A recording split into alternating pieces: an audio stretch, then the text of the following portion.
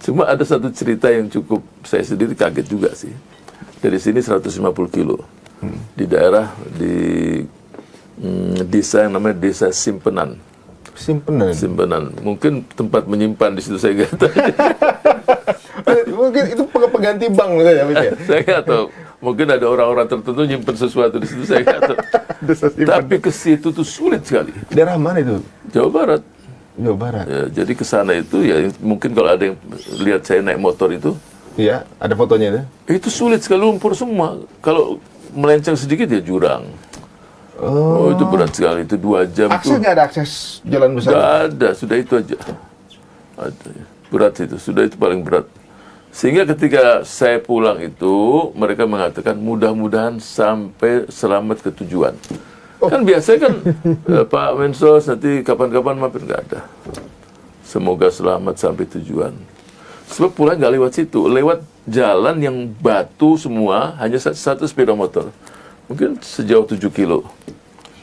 Kalau jatuh pun dia jurang juga. Dan nggak bisa 2 motor lewat. 2 motor aja nggak bisa? Nggak bisa, satu-satu. Ya Allah, saya bilang, ya udah, memang bener.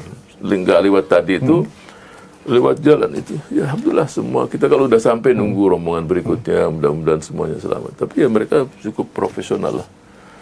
Kok Habib mau melakukan hal itu tuh saat itu, kenapa tuh? Sebabnya apa? Itu kan berarti kan sebenarnya untuk pada posisi Habib saat itu kan sebenarnya bisa suruh orang sana misalnya gitu, kamu maju ke sana jalan gitu, kita kasih report gitu misalnya. Ini Habib sendiri turun ke sana bersama tim itu kenapa? Saya menikmati sendiri. Saya menikmati, artinya bukan sesuatu yang ria apa. Saya seneng lah. Dulu belum ada sosmed kayaknya kalau saat itu. Saya menikmati dalam arti ketika kita bermalam dengan orang yang miskin. Ya kita juga nggak bisa memberikan banyak dan tidak bisa membalik tangan selesai masalahnya.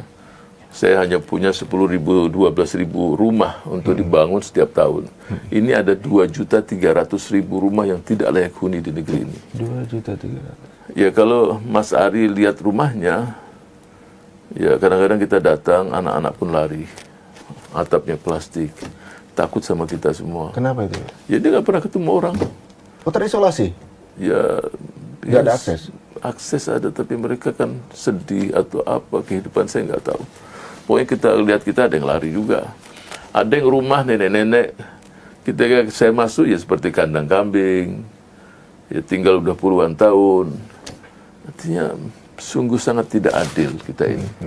Di masa mudanya mereka mungkin menanam di sawah-sawah, padi yang bungkuk, kemudian ditelantarkan di masa tuanya. Saya tanya, Nek kerja apa Nek? Ya serabutan Nak. Ya Allah. Tapi ucapan terima kasih itu muncul. Dan itu daerah dingin lagi, daerah Lembang sana. Sudah dibangunkan rumah, ya tetap dingin. Mana ranjangnya, mana selimutnya, uang akhirnya perlu dicarikan lagi. Jadi, padahal orang-orang semacam inilah yang menurut saya kalau mereka berdoa dia akan dikabulkan. Ya dikabulkan untuk bangsa dan negara juga. Masya Allah. Masa kita lupakan?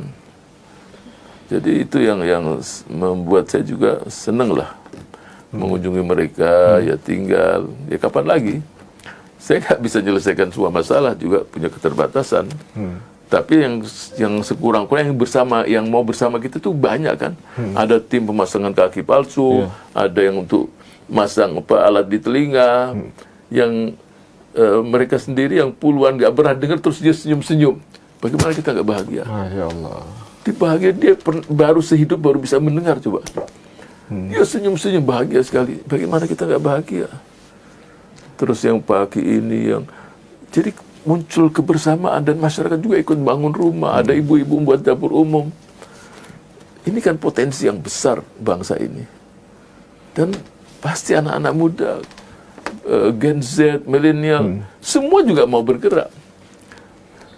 Ini menarik nih sebenarnya. Apa yang dilakukan Habib ini kan sepertinya sebuah hal yang dulu belum ada polanya, Habib.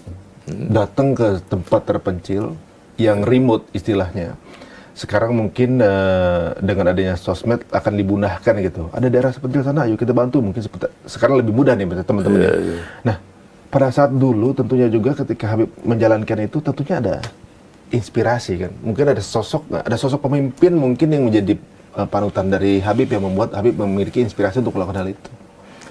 Ya, saya sih melihat pemimpin-pemimpin sebelumnya di Kementerian Sosial kan punya terobosan.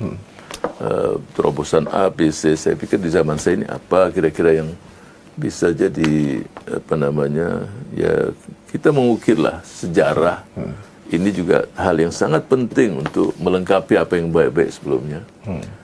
Ya saya katakan ya bedah kampung sudah. Bedah kampung jadi kadang-kadang 100 rumah, kadang-kadang 200 rumah. Ya, dan kebanyakan ya di daerah-daerah pedalaman, desa-desa. Ya saya sih menikmati dalam arti sarapan dengan mereka di pagi hari. Karena kan memang ada nikmat-nikmat seperti itu yang nggak bisa didapatkan di... Saya menikmati. Pernah kita di daerah Guci. Guci, kita meeting dengan masyarakat jam 11 malam. Terus gunung, apa itu? Meletus kan. Meletus saat itu, erupsi. Terus saya tanya, ini gunung apa?